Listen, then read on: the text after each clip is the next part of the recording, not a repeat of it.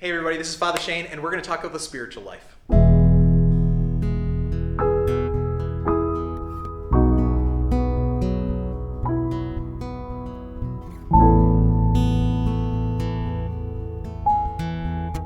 God has an amazing mission for everyone. He has an amazing mission for you, something that only you can do and no one else. That mission is called a vocation. And I want to tell you about a priest called Father Walter Ciszek, whose life can teach us actually an awful lot about what that mission might be for us and how we can actually discover what that is. So Father Walter Ciszek is a priest. He was born in the United States in the early 1900s, but he only died 36 years ago. So he's a really modern saint. He lived kind of in the modern world.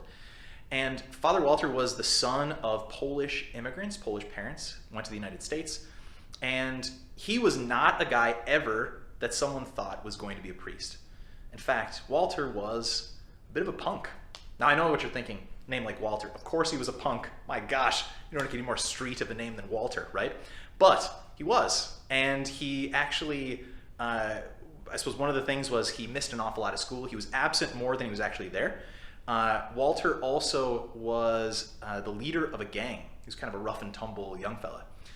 But the first time that he heard about the possibility of priesthood, Walter was strangely and unexplainably kind of interested. He found something very attractive about it, and he couldn't explain why. So he did what a young fellow might do. He went and kind of talked to somebody about it. And he actually went to go and to study at the place where a young fellow would go to kind of wrestle with that question, is God calling me to be a priest? A place called the seminary. So while he was in the seminary, wrestling with that question, is God calling me to be a priest? He actually heard about this amazing opportunity that ended up being the great mission of his life. He heard about the need for priests in Russia. So Russia had become a communist country about 20 years before that, and under their communist regime had outlawed religion. So there were millions upon millions of Russian Christians who had no priests, who had no access to Holy Communion, who couldn't go to confession. They had no way to come closer to God. Walter, when he heard that, felt this conviction. This was his life's great work. So he volunteered as a young man to go secretly into Russia to serve as a priest undercover. While he was there, he was arrested, and he spent 15 years in a Russian gulag, in other words, a prison, out in the middle of Siberia doing hard labor. He was convicted of being a spy for the Vatican. He wasn't. He was just an ordinary priest. But because it was illegal, he was convicted, and out he went. And there, in the frozen, awful conditions of Siberia, working hard labor in a prison camp with some of the roughest men that you could ever imagine, he found his great mission. These men needed a priest. These men needed God.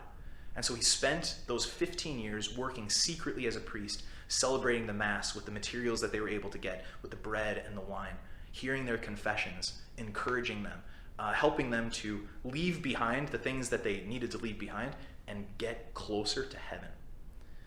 Father Walter was presumed dead.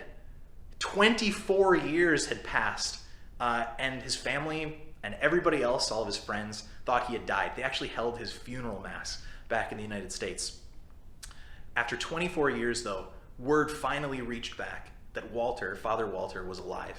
And in 1963, he finally was released and was able to come back to the United States.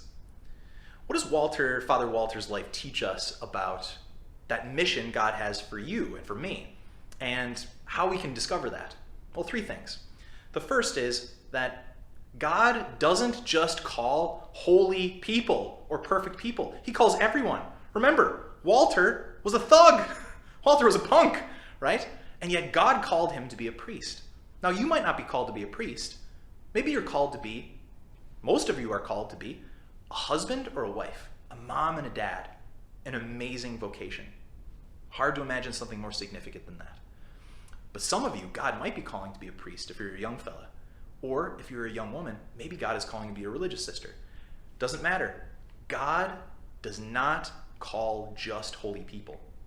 He calls everyone, and it's up to us to discover that mission. Now, the second thing that Father Walter's life teaches us is how we go about discovering that mission. Do you remember? He went and he talked to somebody about it. And then he went to seminary. In other words, he found out more information. He got more information about what the possibilities were for him. What we need to do is, just like Father Walter, we need to find someone who knows God and who knows us, right? Someone who knows God and knows us, who can help us to discover God's invitation, his mission that he is holding out to us as kind of the great mission of our life.